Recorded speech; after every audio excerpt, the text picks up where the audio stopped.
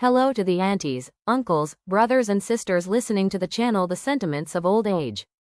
Have you ever wondered if one night you wake and accidentally hear a sentence that makes you want to pick up your child and run away from the very house you live in? Is it because you're suspicious, or because the truth is that terrifying? Tonight's story is neither a dream nor a piece of fiction from a movie. It is the true experience of an ordinary woman like any other, married, with a child, living in a small house with her husband's family.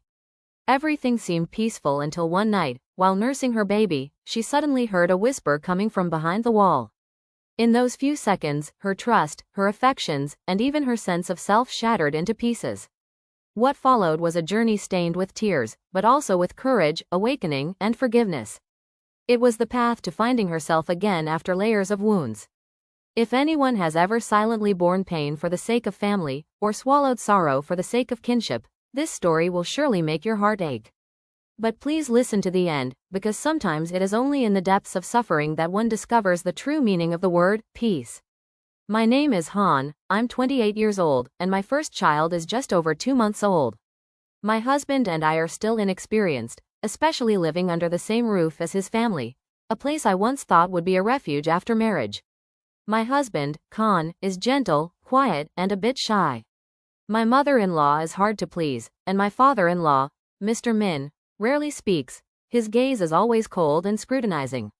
I always tried to fulfill my duties as a daughter-in-law completely, yet the feeling of unease never left me. That night, like many others, I woke with a start because the baby was crying. The clock read just past 2 a.m. I quietly left the bed and closed the door so my husband wouldn't wake. Cradling the baby, I sat on a small chair to nurse. In the dim glow of the night light, I suddenly heard noises in the hallway.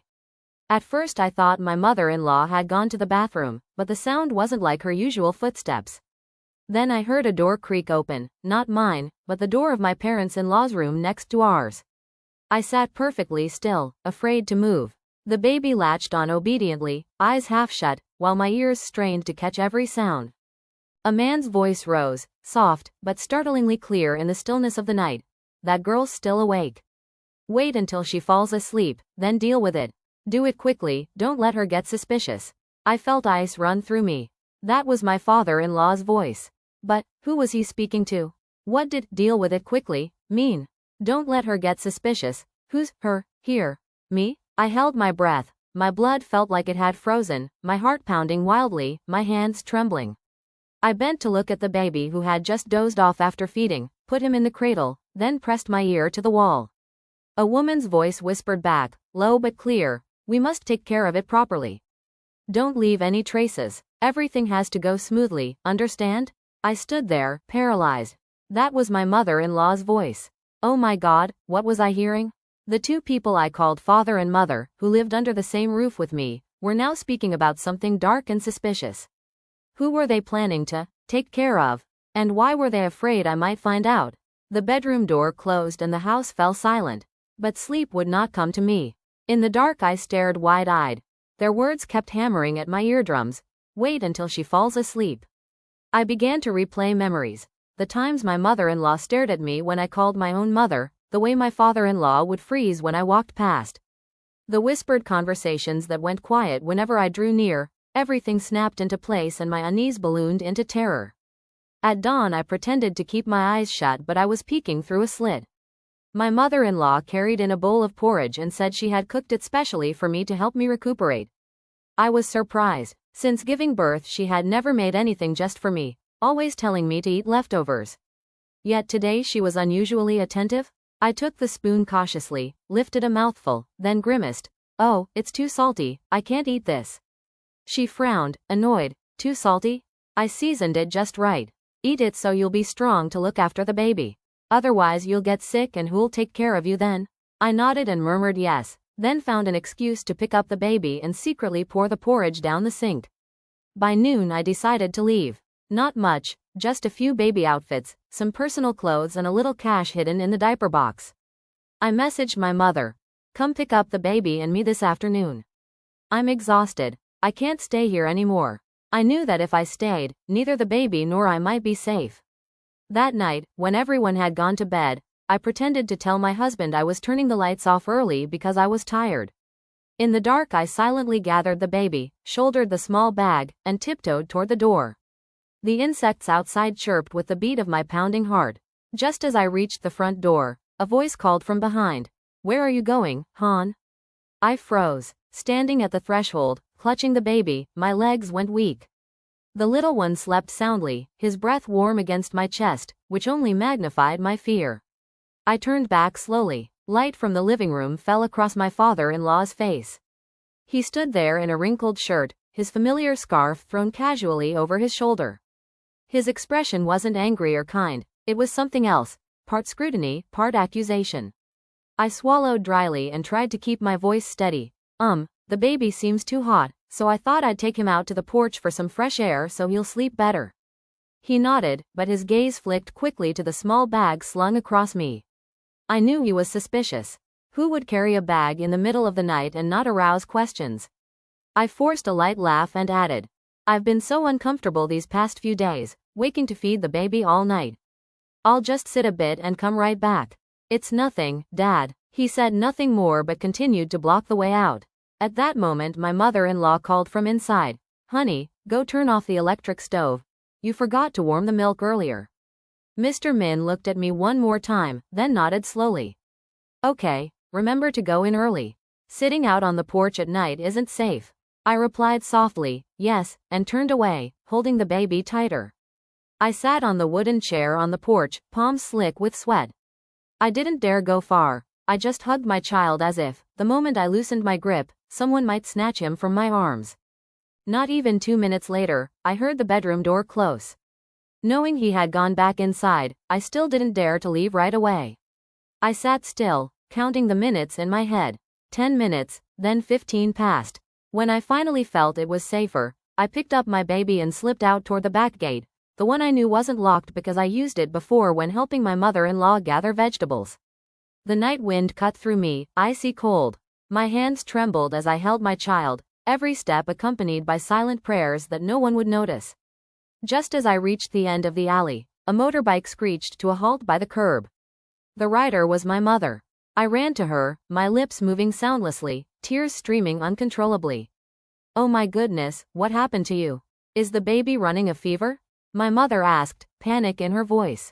I only shook my head, clutching my son tightly as I climbed onto the bike. The baby remained fast asleep, unaware that both of us had just escaped a terrifying shadow. The engine roared to life and we sped down the narrow alley as though fleeing.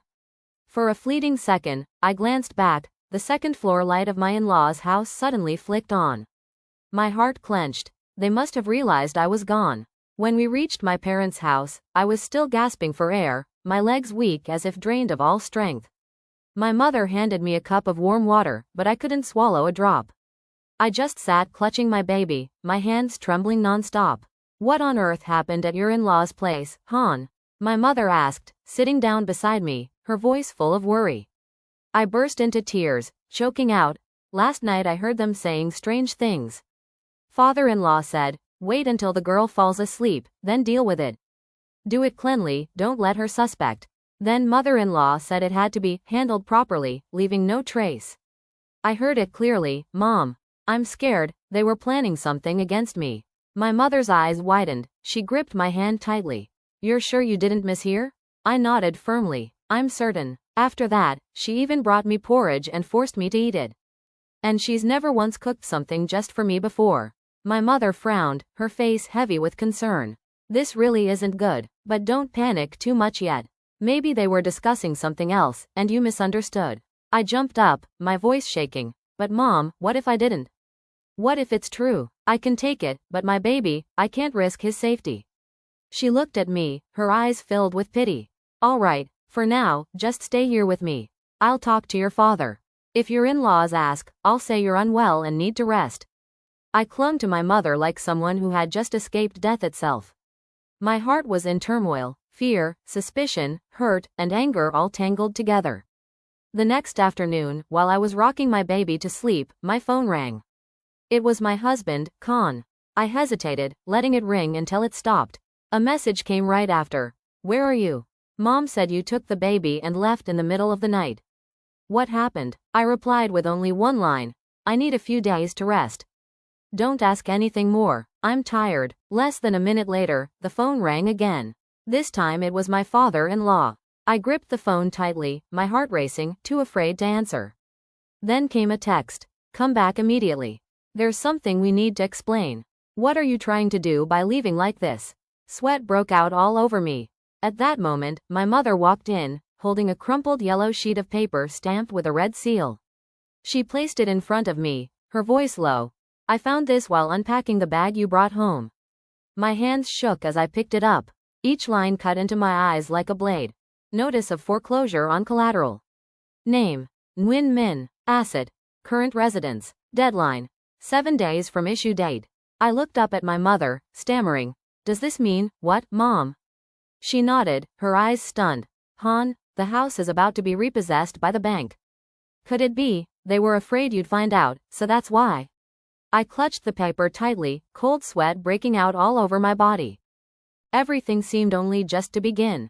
I sat frozen, hands trembling as I held the foreclosure notice. The red stamp still fresh, the cold printed words pierced my heart like a knife. I didn't know much about banks or the law, but I understood this much. The house where my husband and I lived had been mortgaged, and now my in-laws were on the brink of losing it. I choked out a question to my mother. Why have I never heard them mention this before? She frowned. They must have kept it hidden. People care about saving face. Your father-in-law mortgaged the house, and now that the deadline is up and he can't pay, the bank has sent this warning. Suddenly, the cryptic words I'd overheard that night echoed in my head. Wait until she falls asleep. Do it quickly, don't let it show. At first I thought they were plotting to harm me, but now another possibility arose. Maybe they were talking about running from debt. My head spun. I didn't know what was real anymore, and what was just fear magnified by my imagination. The doorbell rang, pulling me back to reality. Night had fallen. My mother went to answer, and a moment later returned with a troubled expression. It's Khan. He wants to see you. I hesitated, then nodded. I couldn't avoid him forever. He stepped inside, haggard, clothes disheveled, eyes sunken. Sitting down, he stared at me for a long moment before softly asking, "Can I speak with you alone?" My mother quietly withdrew, leaving the two of us facing each other across the old wooden chairs. I held our baby tightly, my eyes fixed on him. Khan spoke first. "What have you heard?" Instead of answering, I laid the notice in front of him. His face went pale. How did you get this?" "I brought it back in my bag from your house." He gripped the paper tightly, silent for a while, then sighed. "Yes, the debt is real. Father borrowed over $1 billion to raise swiftlets, hoping it would bring profit. But then disease struck, the birds' nests wouldn't sell. Now the bank's deadline is here. If we can't come up with the money, they'll seize the house." My voice trembled. "Why didn't you tell me sooner?" He lowered his gaze, speaking faintly. "I didn't want you to worry, or for your mother to look down on us. I only found out myself when this paper arrived. Father and mother said they already had a solution." "What solution?" I pressed. Khan looked at me, hesitated, then admitted. "Selling my bike, borrowing at high interest, and asking your mother to mortgage the house she owns in the countryside." I was stunned, springing to my feet. "Do you realize what you're saying? That's my mother's only property."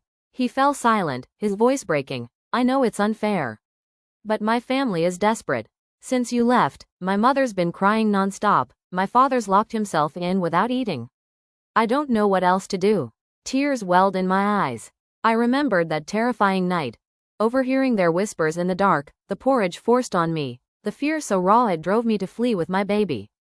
And now Khan could only beg me to return, to carry the burden with him. The man I once thought gentle and upright now seemed small, powerless, leaning on his wife to shoulder the storm. I hugged my child tighter. If I went back, who would I be protecting? My in-laws drowning in debt, or my own fragile baby? Night deepened, rain tapping lightly outside the porch. I lay restless, unable to sleep. My mother came in, sat beside me, and spoke gently. "I heard everything. What will you do, my child?" I sighed, my eyes heavy with exhaustion. "I don't know. If I go back, I worry. If I stay, I feel uneasy. I don't want to be a burden to either side." My mother clasped my hand firmly and said slowly, "If you can't decide yet, then let me help you think it through." I looked at my mother, my heart pounding. "What do you plan to do, Mom?" She gave a faint smile, her eyes resolute. "I'll go see your in-laws." Things must be made clear once and for all, so they know my daughter is not someone to be taken advantage of. The next morning, just after I finished nursing the baby, my mother walked in carrying a small bag. Inside were a few documents and a notebook. She sat down at the edge of my bed, her voice calm but firm. I'm ready. This afternoon, I'll go to their house. I panicked. Mom, what are you going to say to them?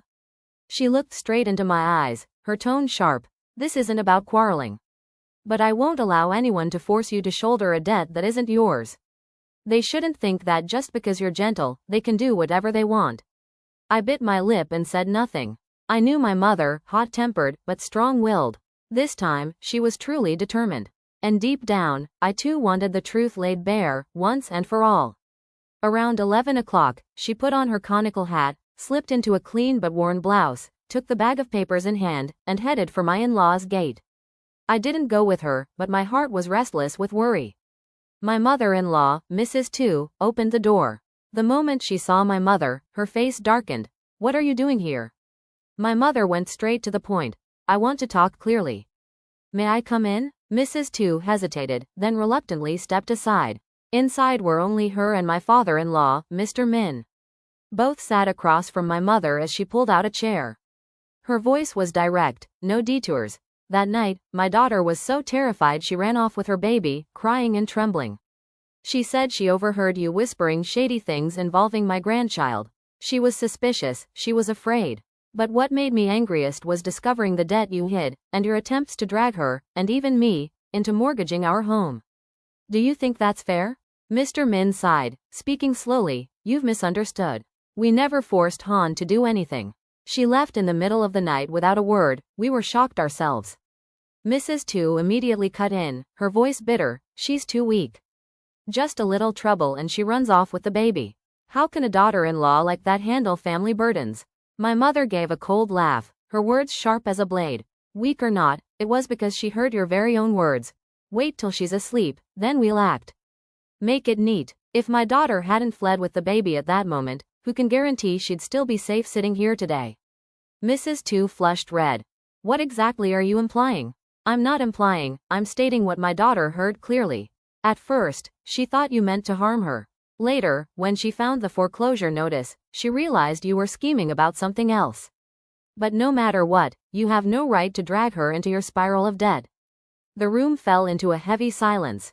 Then Mrs. Tu slammed her hand on the table. She's our daughter-in-law, Khan's wife.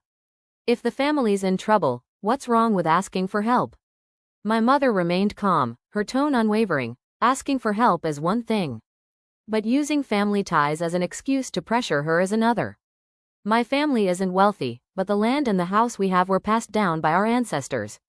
I will never allow anyone to exploit my daughter's trust to turn her into a lifeline for your household. Mr. Min spoke sternly. So you mean you absolutely won't help? My mother replied curtly. That's right. My family doesn't have much, but I won't let my daughter be dragged into your debts. If you still value this in-law relationship, then you should resolve it yourselves. Don't expect anyone else to bear it for you. Mrs. Tu flushed red with anger, while Mr. Min remained silent. At that moment, I realized they had seen clearly that my mother was not someone easily pushed around. Adjusting the brim of her conical hat, she added, my daughter won't return here until everything is settled. And if anyone dares to force her, don't blame me for making everything public.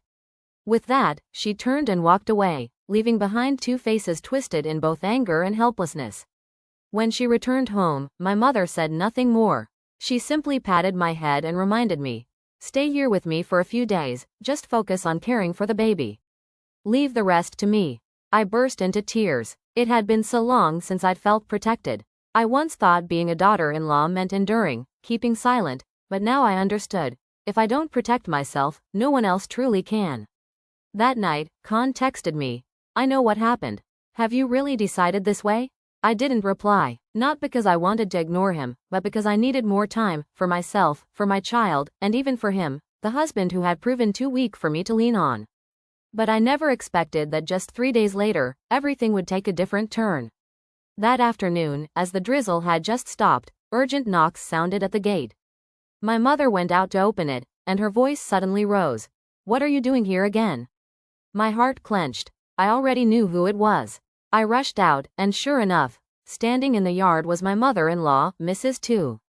Her raincoat was still wet, one hand dragging a heavy suitcase.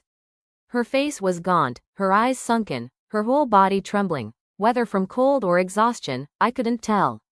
My voice choked. "Mother, why are you here?" She didn't answer immediately, only let out a long breath. "I have nowhere else to go." I froze, not yet understanding, but my mother stepped forward, blocking my path. "I told you already, my daughter has nothing to do with your family's troubles anymore." Mrs. Tu lowered her head, clutching the suitcase handle, her voice hoarse. "I know I've no face to come here. But I'm not here to ask you to mortgage your land, nor to force Han back. I just beg for a place to stay for a few days." With that, she dropped the suitcase onto the tiled floor, her hands trembling. "The house has been sealed. This morning, the bank plastered a notice on the door." Min argued, then collapsed with high blood pressure and had to be rushed to the hospital. Khan's been running everywhere, begging for loans, but no one would give. His siblings turned their backs, switched off their phones. I don't know where else to go. I was stunned. I never expected things to fall apart this quickly. My mother also stood silent for a few seconds before sighing. "Fine, come inside. But remember this. No one here will carry your burdens anymore." That evening, dinner passed in silence. No more reproachful words, no more sarcasm. Mrs. Tu only ate a few spoonfuls before setting her chopsticks down, her body slumped with fatigue. Later, after I put the baby to sleep, I sat across from her and quietly asked, "What do you plan to do now, Mother?" Her eyes were swollen red, her voice breaking. "Plan what anymore, child? The house is gone. Your father-in-law is in the hospital, and we don't even have enough to cover the fees. Someone had to sign as guarantor for the deposit. I had to borrow at high interest just to scrape a few million. And Khan, he just called, crying, telling me to come beg you. But I couldn't bring myself to do it." I bit my lip, my heart tangled with both anger and pity. The husband I once hoped to rely on was now nothing but a man running back to ask his wife's family for rescue. I whispered, "I can't go back yet. Not because of hatred, but because I need to protect my child. If I return while everything is still in chaos, the baby will suffer too." Mrs. Tu nodded, then unexpectedly whispered, "I'm sorry." I froze. In all these years, it was the first time I had heard those words from her. She broke down in tears. "I was wrong. I was too harsh on you. I thought being a daughter-in-law meant enduring everything, just like I did back then.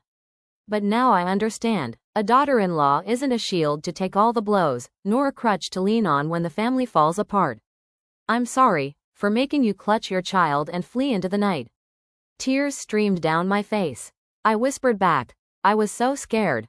In that moment, I didn't even know who still counted as family anymore."